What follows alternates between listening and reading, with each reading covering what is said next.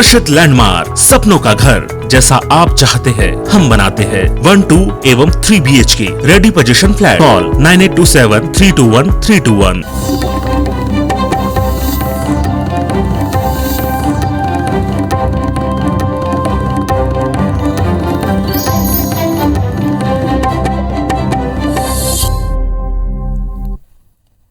नमस्कार, बहुत स्वागत है आप सबका। मैं पुनीत पाठक और आप देख रहे हैं मध्य प्रदेश की खबरें। विस्तार से जानने का समय है।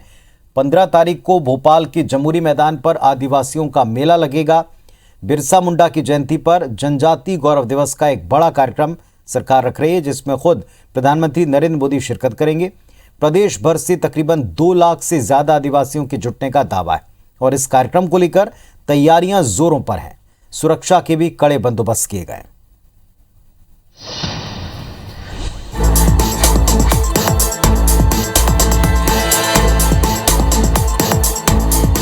ये तस्वीरें भोपाल के जम्बूरी मैदान की है, जहां चल रही तैयारियों को देखकर अंदाजा लगाया जा सकता है कि यहां कितना भव्य कार्यक्रम होने जा रहा है।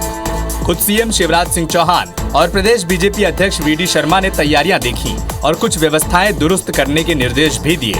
सीएम शिवराज सिंह चौहान ने कहा कि मंच के चारों ओर आदिवासी संस्कृति की झलक दिखाई देनी चाहिए। सीएम शिवराज ने बताया कि पीएम मोदी कई बड़ी योजनाओं की शुरुआत भी करेंगे। मध्य प्रदेश ने अलग अलग योजनाएं घोषित की है, उसका शुभारंभ हो रहा है। गाड़ी की चाबी माननीय प्रधानमंत्री जी भेंट करेंगे।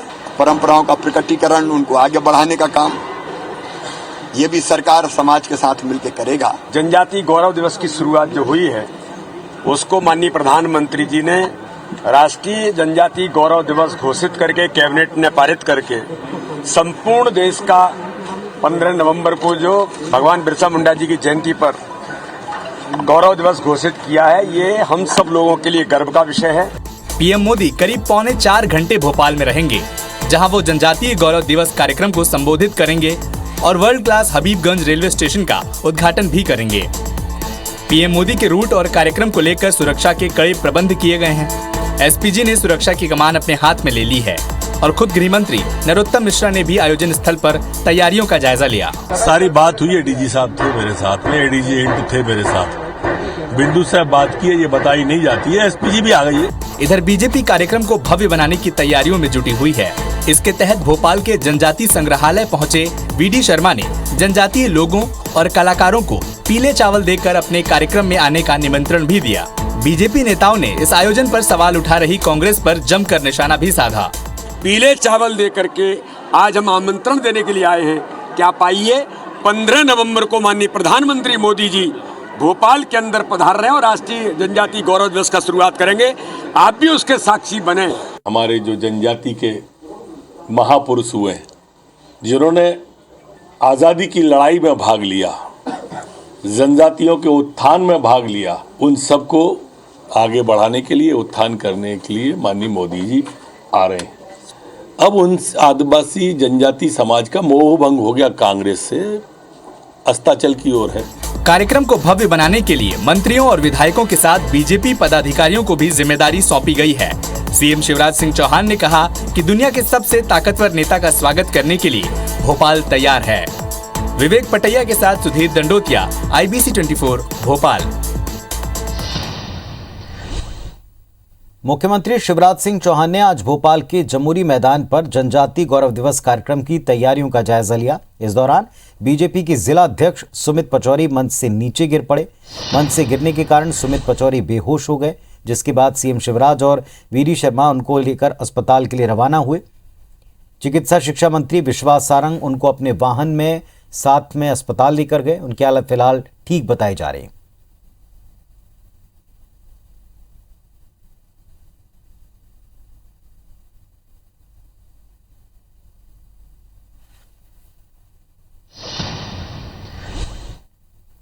केंद्रीय मंत्री ज्योतिरादित्य सिंधिया को लेकर ग्वालियर चंबल में चर्चा चल रही है कि क्या वो अगला लोकसभा चुनाव ग्वालियर लोकसभा सीट से लड़ेंगे।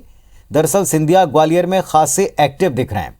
भारतीय जनता पार्टी कार्यकर्ताओं के घर जाकर मुलाकात कर रहे हैं, अलग अलग समाज की बैठकें ले रहे हैं। सभी ये कह रहे हैं कि ज्योतिरादित्य सिंधिया को गुना सीट से मिली हार के बाद वो अब वहां से चुनाव नहीं लड़ना चाहते और इसीलिए अब उनका फोकस ग्वालियर पर है। ठीक इसी तरह की चर्चाएं केंद्रीय मंत्री नरेंद्र सिंह तोमर को लेकर थी कि वो अगला लोकसभा चुनाव ग्वालियर से लड़ने की तैयारी कर रहे हैं। हालांकि बीजेपी नेताओं का कहना है कि कल क्या होगा ये तो वक्त बताएगा। इधर कांग्रेस पार्टी ने सिंधिया और तोमर दोनों पर निशाना साधा।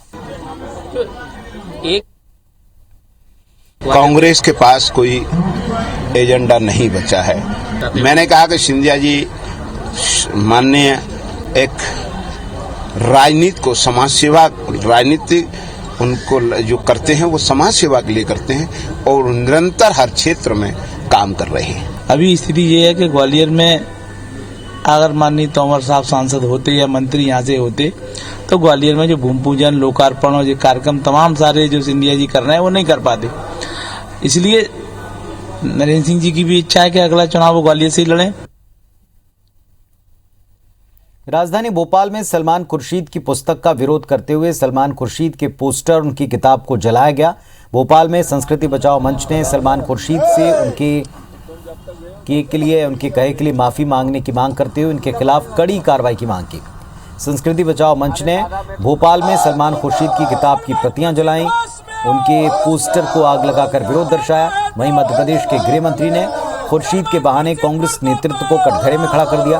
गृह मंत्री ने कहा कि लॉ एक्सपर्ट से सलाह लेकर मध्य प्रदेश में इस किताब को बैन करवाएंगे। नरोत्तम ने खुर्शीद की किताब को निंदनीय बताया।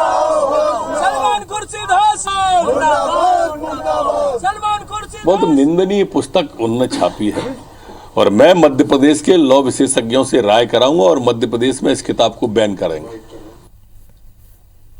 वीर सावरकर को लेकर अब ग्वालियर में हिंदू महासभा आक्रामक तेवर पर आ गई।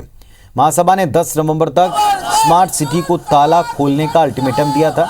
हिंदू महासभा का कहना है कि ऐसे महान और हिंदूवादी विचारधारा के कट्टर समर्थक वीर सावरकर के 3 साल में कई बार जयंती और पुण्यतिथि निकल गए, लेकिन ताला होने के कारण हिंदू महासभा उनको पुष्पांजलि नहीं दे पाती। हिंदू महासभा का आरोप है कि परिसर में निर्माण कार्य पूरा हो चुका है, लेकिन केंद्रीय मंत्रियों और मुख्यमंत्री की ओर से उद्घाटन का समय न देने के कारण अभी तक इसका उद्घाटन हुआ नहीं।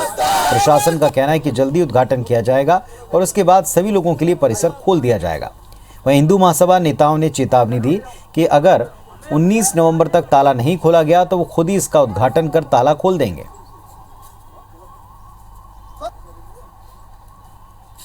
हिंदू महासभा जब आई, हिंदू महासभा को ताला खुला हुआ मिला और इनके स्मार्ट सिटी के प्राधिकरण प्रशासन ने हमें आश्वासन दिया है कि 3 दिन के अंदर अंदर हम इसको उद्घाटन करा देंगे। हमने कहा 3 दिन, तुम 5 दिन में करा लो, नहीं कराओगे तो 19 तारीख को हिंदू महासभा इसका उद्घाटन करेगी। वीर सावरकर सरोवर जो अपना है पुराना, तो इसमें निर्माण कार्य इसको इसको स्ट्रक्चर करके आम पब्लिक के लिए एक अच्छा पर्यटन स्थल और बनाने के लिए इसको स्मार्ट सिटी प्रोजेक्ट में लिया गया था। हमने इनको यही दिखाया था कि जल्दी से इसका जो है शासन स्तर पे इसका लोकार्पण होगा नए कार्यक्रम का।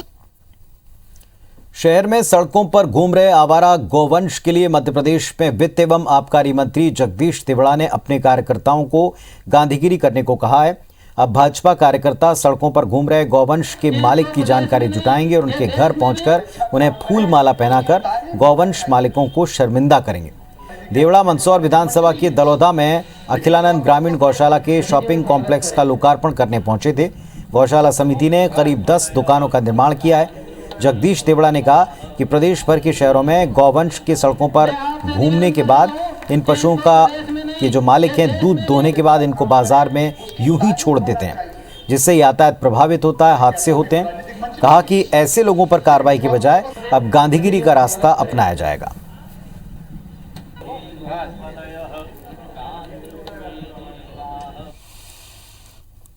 उनको घर जाकर के माला पहनाओ और उनको ये कहो कि आपकी गाय वहां सड़क पे बैठी आपका सम्मान करने आया, आपने थोड़ा अच्छा काम किया। बजाय नाराज होने के घर जाके माला पहनाओ। एक अभियान ये चलाओ। भोपाल के अमेदी अस्पताल में अग्निकांड के बाद प्रदेश भर के अस्पतालों का फायर ऑडिट करवाया जा रहा है। इस बीच जबलपुर में चौंकाने वाला खुलासा हुआ। निगम के फायर ब्रिगेड विभाग की माने तो जबलपुर के 32 अस्पताल ऐसे हैं जिन्होंने बार बार निर्देशों के बावजूद फायर एनओसी नहीं ली। फायर ब्रिगेड विभाग और जिला प्रशासन की तरफ से नोटिस तक जारी किए गए। अस्पतालों को अग्नि हाथ से रोकने के उपाय तत्काल अपनाकर इसे लागू करने के निर्देश दिए गए और ऐसा नहीं होने पर उन्हें वैधानिक कार्रवाई की चेतावनी दी गई।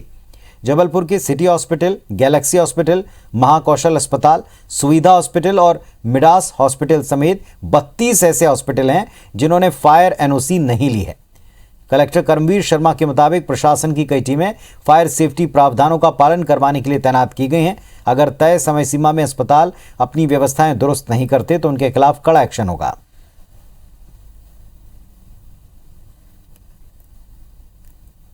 प्राइवेट हॉस्पिटलों का भी ऑडिट किया जा रहा है, शासकीय हॉस्पिटलों का भी ऑडिट करना शुरू हो गया है।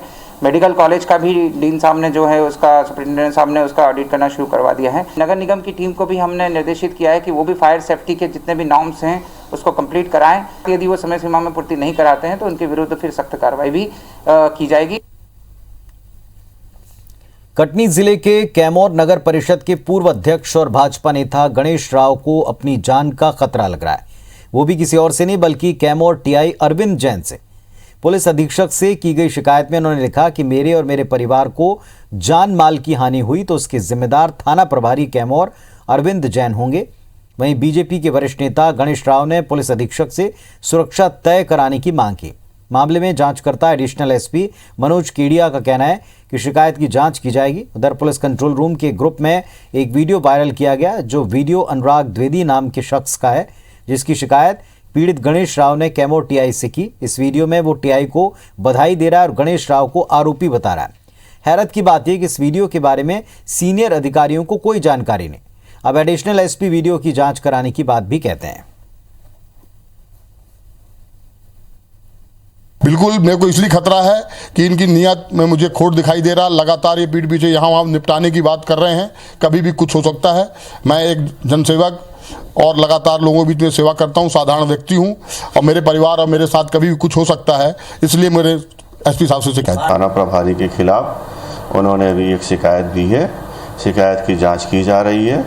आवेदक को भी सुना जाएगा, दोनों पक्ष की रिपोर्ट ली जाएगी और तत्पश्चात जो भी इसमें वैधानिक कार्रवाई होगी की जाएगी। मैंने एसपी साहब से बात किया है कि उस टीआई की जांच करके और उसके ऊपर सख्त से सख्त कार्रवाई की जाए। और गणेश राव जी हमारी पार्टी के एक वरिष्ठ नेता हैं और बहुत ही कर्मठ व्यक्ति हैं। इस प्रकार का अगर टीआई ने किया है तो ये बहुत ही निंदनीय है। जबलपुर में पश्चिम मध्य रेलवे मजदूर संघ के खाते से 76.5 लाख रुपए निकालकर गबन करने वाले कर्मचारी नेताओं को कोर्ट से झटका लगा। मामले में फरार चल रहे रेलवे यूनियन के 5 आरोपी नेताओं की अग्रिम जमानत याचिका जबलपुर जिला अदालत ने खारिज कर दी है। पश्चिम मध्य रेलवे मजदूर संघ के महासचिव अशोक शर्मा, कोषाध्यक्ष अनुज तिवारी ने अध्यक्ष की अनुमति के बिना संघ के खाते से 76,50,000 रुपए निकाल लिए। मिली भगत से कुछ सदस्यों के खाते में से डाला गया। आरोपियों के खिलाफ ओमती पुलिस थाने में धोखाधड़ी की धाराओं में अपराध दर्ज किया गया। इसके बाद से आरोपी फरार हैं। फरार रहते हुए आरोपियों ने अपनी अग्रिम जमानत का आवेदन जिला अदालत में लगाया था, जिसे कोर्ट ने ठुकरा दिया।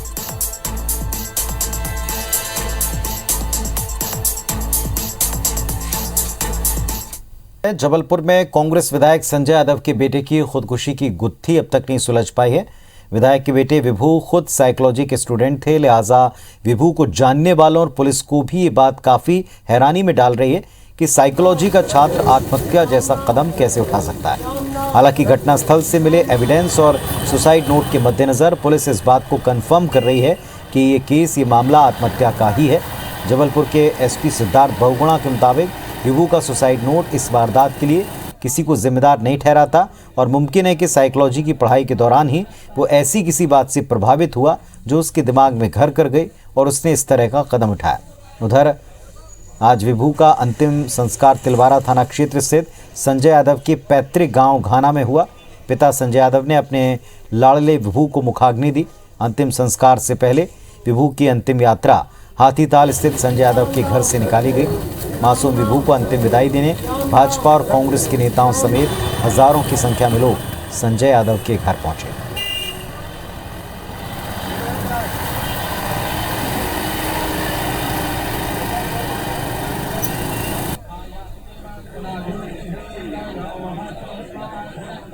अभी तक जो भी जांच हुई इसमें ऐसा कोई क्लियर कट कोई कारण समझ में नहीं आ रहा है। सुसाइड नोट में जो उल्लेखित जो तथ्य हैं वो किसी को रिस्पॉन्सिबल नहीं उसमें ठहरा रहे हैं। ऐसा पता चला है कि कुछ वो पढ़ाई उस टाइप की कर रहे थे, तो जो अध्ययन कर रहे थे उससे उनका कोई माइंड इन्फ्लुएंस हुआ, ये एक संभावना है। कोरोना के सेकेंड डोज में इंदौर शहर पिछड़ रहा है और इसे देखते हुए जिला प्रशासन सामाजिक संस्थाओं व्यापारिक एसोसिएशन के साथ मिलकर रोको टोको अभियान चला रहा है। शहर में 56 दुकान एसोसिएशन ने 56 दुकान पर आने वाले लोगों के लिए सेकेंड डोज वैक्सीनेशन अनिवार्य कर दिया। इस अभियान के तहत बिना किसी भी व्यक्ति के रोककर उससे दूसरे डोज के बारे में जानकारी ली जाएगी। यदि उन्होंने सेकेंड डोज नहीं लगवाया है तो उसे वहीं पर बने वैक्सीनेशन सेंटर पर सेकेंड डोज लगवाना होगा। 56 दुकान में ये अभियान 30 नवंबर तक जारी रहेगा।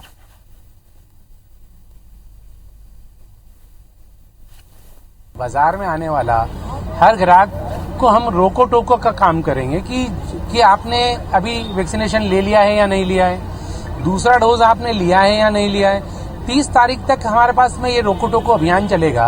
जैसे इंदौर शहर में ड्राइव इन वैक्सीनेशन सेंटर है, हमने इसको वॉक इन किया है कि आप चलते चलते आइए, अपना वैक्सीन लीजिए और बाहर। इंदौर विजयनगर टीआई तहजीब काजी का एक्सरसाइज करते हुए वीडियो सोशल मीडिया पर जमकर वायरल हो रहा है, जिसमें बीच चौराहे पर ड्यूटी के दौरान टीआई डंबल के साथ एक्सरसाइज करते नजर आ रहे हैं। दरअसल विजयनगर टीआई तहजीब काजी इंदौर शहर की पुलिस डिपार्टमेंट में सुपर कॉप के नाम से मशहूर हैं। तहजीब काजी ने अपने सोशल मीडिया पर यह वीडियो अपलोड किया, साथ ही संदेश दिया कि एक्सरसाइज के लिए कोई बहाना नहीं बनाना चाहिए, जब भी वक्त मिले वर्कआउट पूरा करना चाहिए।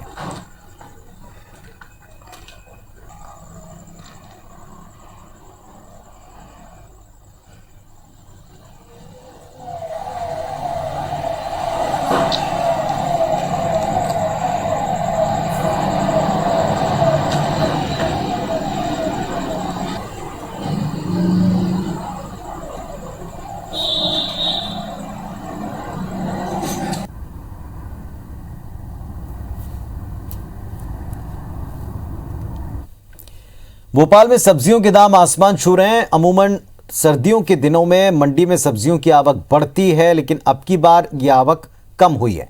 वर्तमान में ज़्यादातर सब्जियां मध्य प्रदेश के बाहर से मंगवाई जा रही। महंगी सब्जियों का एक कारण महंगा माल भाड़ा भी हो चुका है। जिस हिसाब से सब्जियों की डिमांड है उस हिसाब से सप्लाई हो नहीं रही। ग्राहक सब्जियों के सस्ते होने का इंतजार कर रहे हैं। टमाटर बेंगलुरु और महाराष्ट्र से, गुजरात से मूंगफली और कुंदरू आ रहे हैं। मंडी में 15 से 90 रुपए किलो सब्जी थोक में बिक रही। रिटेल में इनके दाम इससे भी ज्यादा हैं। 15 दिसंबर के आसपास लोकल सब्जियों की आवक पर ग्राहकों को राहत मिल पाएगी। भाई साहब ये बताएं, टमाटर क्या भाव बिक रहा है इस वक्त? टमाटर 70 रुपए किलो बिक रहा है भाई साहब। और गोभी? गोभी 50 रुपए किलो। करेले के भाव क्या होंगे भाई साहब? करेला 60 रुपए किलो। बैगन? बैगन 50 रुपए किलो।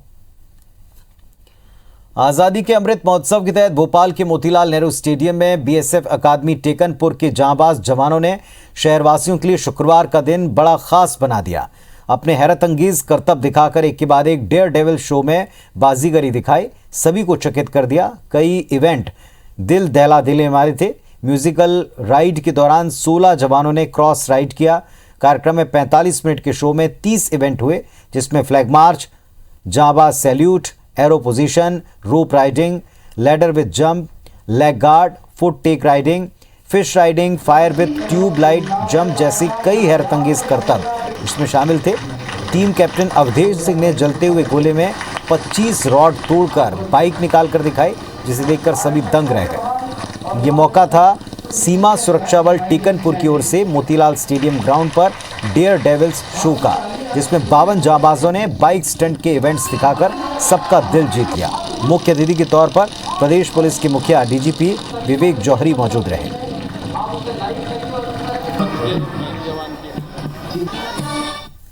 बॉर्डर पर बॉर्डर की सुरक्षा करना और सुरक्षा भी हर हाल में करना। गर्मी हो या बर्फ पड़े, ओले बरसे, बड़े बड़े सर्दी पड़े, कड़ाके की नौबत आए भागे की, लेकिन ये डटे रहते हैं। उसी तरह से जैसे अभी हैरत अंगेज और रोमांचक कार्यक्रम कर रहे हैं। मेरे लिए आज का ये अविस्मरणीय दिन होगा। तो इस बुलेटिन में फिलहाल इतना है। तमाम खबरों अपडेट्स के लिए आप लगातार देखते रहें IBC 24। नमस्कार।